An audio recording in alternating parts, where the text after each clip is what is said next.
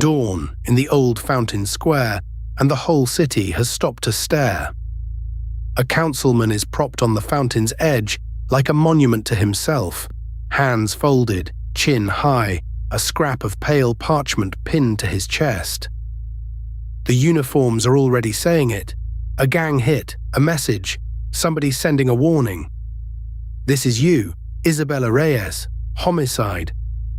And you are looking at a corpse that has been arranged, posed, composed, the way a florist dresses a window.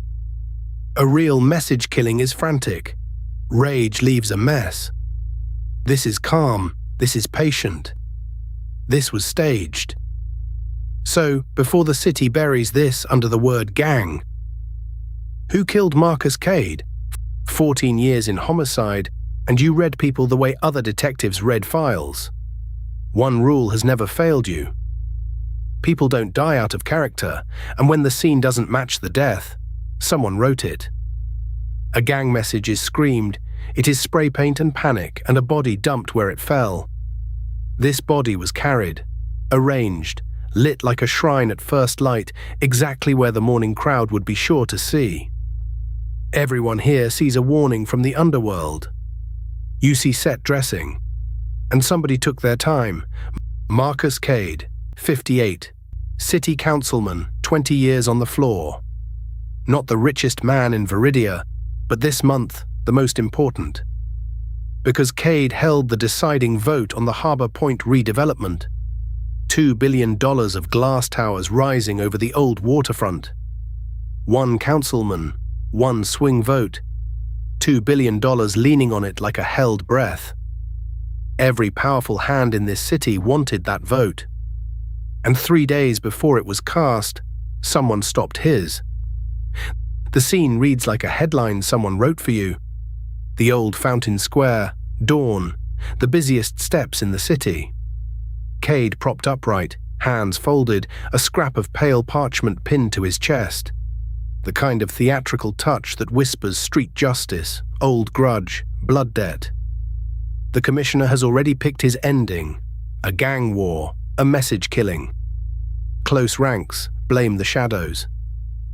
But a message this loud is usually meant to drown out a quieter one. So you kneel down and you let the body talk. 3 things do not belong. 1, the skin. The blood has settled flat along his back and his legs. He lay on his back for hours before anyone sat him up. This man died lying down, somewhere quiet, and was posed here long after. 2, the parchment. It is meant to look ancient, cracked, weathered, ceremonial. But the edges are factory cut and the fold is still sharp. It came off a shelf this week. 3, the pose itself. It is perfect, balanced, anatomically exact. Rage cannot do that, only a calm professional can. Settled blood, a fresh prop, a perfect pose. Remember all 3. You are going to need them. You take it to the one man who hears the city's secrets before they're spoken. Elias Vance, a broker of the things a badge can't reach, a friend if a man like that has friends. He listens. The dawn stage, the settled blood, the prop that came off a shelf. And he does not blink. That is not a gang detective, he says softly. Gangs are loud because they are afraid. This one is loud on purpose. Ask around for a crew that stages. They call themselves the Jackals. Ex-military, for hire. They don't send messages, they sell them. Vance is never wrong. And this time, you notice how early he is. But tonight you just say thank you. So you push the lab. Dr. Aris Thorne, forensic pathologist, cheerful in a way the living find unsettling. He works Kade through the night and calls you before the sun is up. Izzy, your councilman did not die in that square.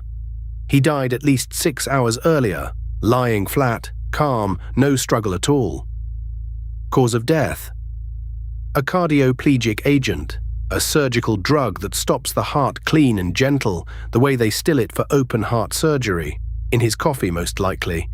He would have felt sleepy, nothing more. So the whole fountain. Theatre, Izzy, every inch of it. He was killed quietly and dressed up loud. Whoever did this wanted you staring at the stage, not the poison. Exactly what Vance said, before your own lab could prove a word of it. And that is when the cold thing crawls up your spine. Last season, you caught the serpent, a killer who made murders look like nothing at all. Fake heart attacks, quiet beds. Signed off as natural. Silent, invisible, never a scene. This is the opposite. This is loud, public. A body on the busiest steps in the city, screaming to be seen. Same invisible hand, new instrument. First they hid the killing, now they perform it. Fear is useful, fear looks the other way. Whoever is conducting has changed the music. A drug like that, a crew like that, none of it is cheap. Which means someone with real money paid the bill. So you do what you always do. You follow the money, back to the vote. 5 people stood close enough to Marcus Kade to matter in his final week. 5 people whose fortunes all swing on $2 billion of waterfront. Let's take their chairs. One at a time. Suspect 1, Damian Rourke. The developer behind Harbor Point, the man with $2 billion riding on Kade's yes. If the vote fails, Rourke loses everything, the towers, the loans, the empire. Men have killed for a fraction of that. He is loud, he is ruthless, and he threatened Kade in a room full of witnesses last week. Motive gift-wrapped. Rourke is your first and your favorite suspect. Hold that thought. Suspect 2, Owen Hale, deputy councilman. The man who sat in Kade's shadow for a decade, waiting. When a councilman dies mid-term, his deputy takes his seat, and his vote.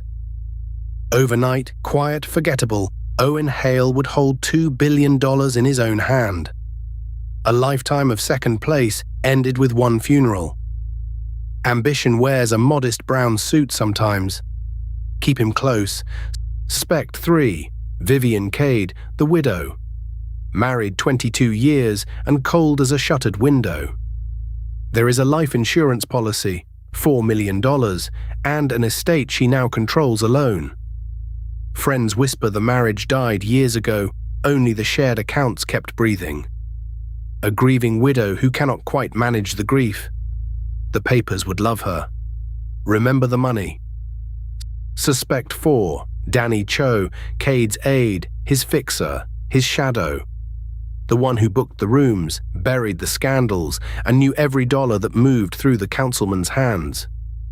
If anyone could get close enough to drop something into a cup of coffee, it was the man who poured it.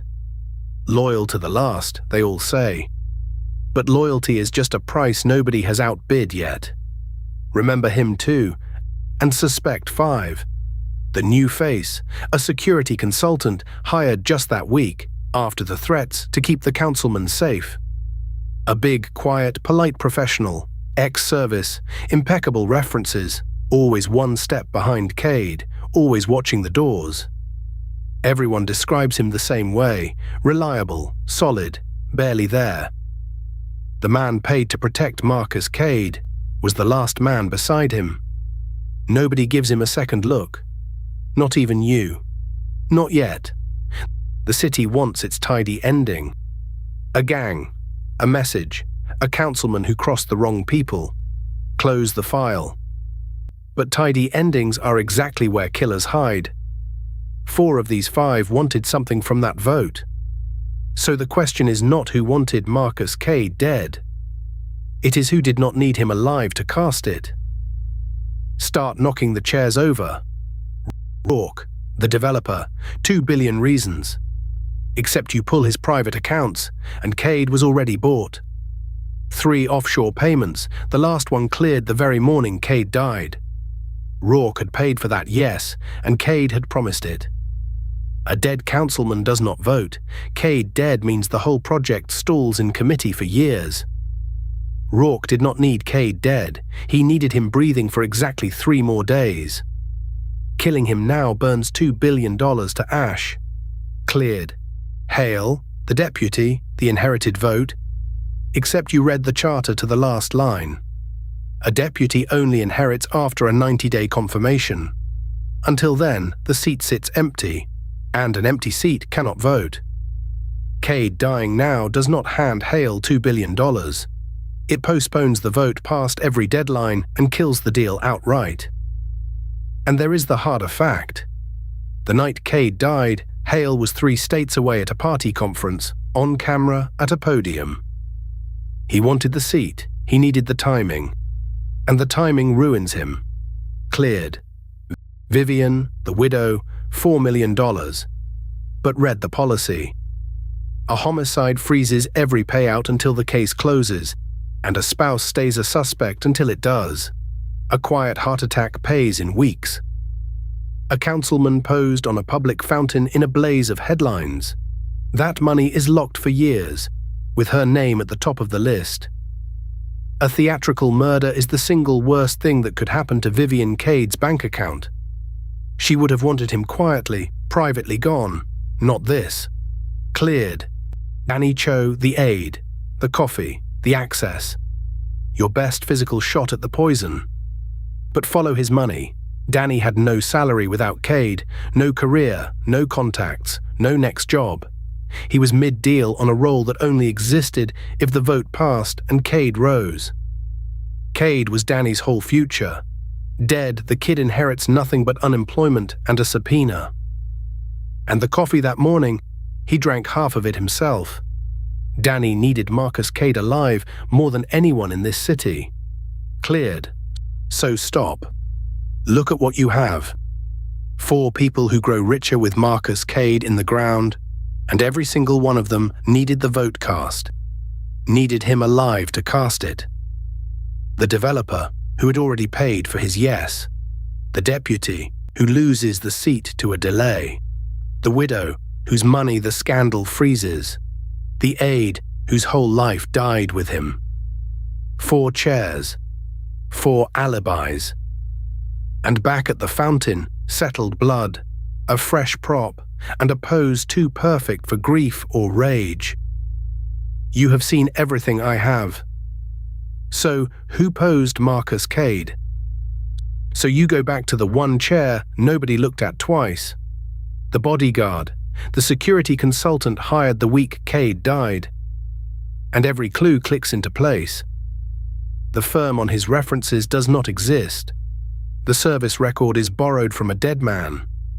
He appeared the same week the threats began. Threats that gave the whole city a reason to expect a gang. The settled blood. Kade died quiet, hours early, in the safe hands of the man guarding him. The factory-fresh parchment, the flawless pose, the steady work of a professional with all night and no fear at all.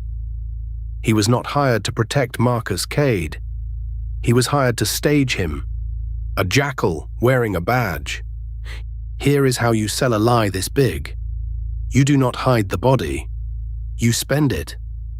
He arrives as the trusted new guard, and for a week he simply watches, learning the routines, standing where no one thinks to question him. One ordinary morning, a measured dose in the councilman's coffee. Kade grows tired, lies down, and never wakes. Calm. Painless. Private. Then the professional goes to work. He keeps the body through the day, and in the last dark hour before dawn, he carries it to the busiest square in the city. He folds the hands, sets the fresh prop, builds a gang war out of one quiet death.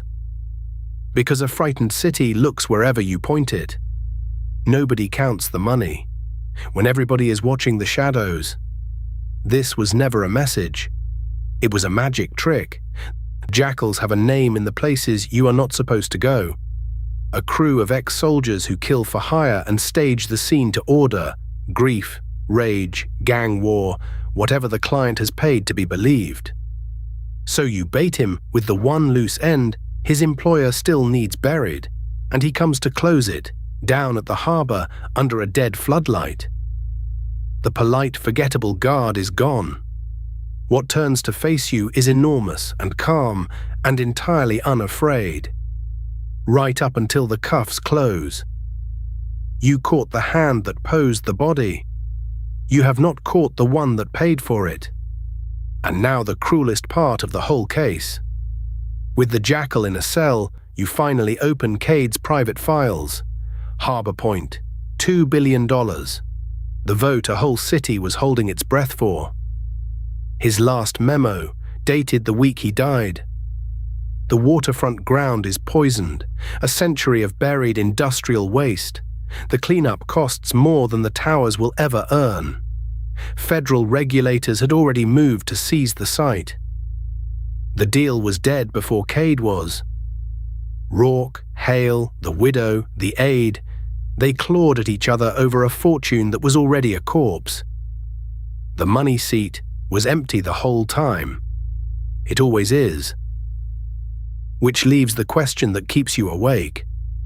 If Harbor Point was already worthless, why pay a fortune to kill the one man who could only vote it down? Unless the vote was never the point. Marcus Kade had seen that memo. Kade knew the ground was poisoned, knew who had buried it and who had known, and stayed quiet. Just like the judge, just like the union boss, just like Finch. Nobody was protecting a deal. Somebody was buying silence. Buy the body, and one face is left. The man who handed you the jackals by name before a single piece of evidence pointed their way. Elias Vance, your friend in the dark. Go back to that morning. Vance did not guess a gang and then correct himself. He knew. He named a staging crew for hire before your own lab knew Kade had been staged at all.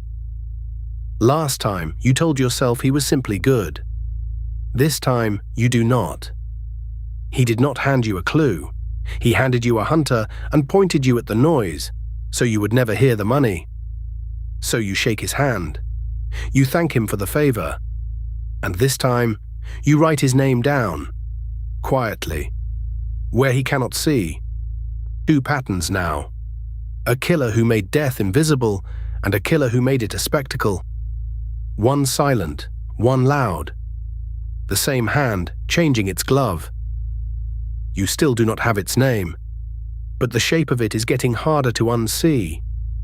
The obsidian hand. This is the money seat, where the fortune is the motive, and the natural causes never are. Take the next chair. Come back. Someone is still conducting.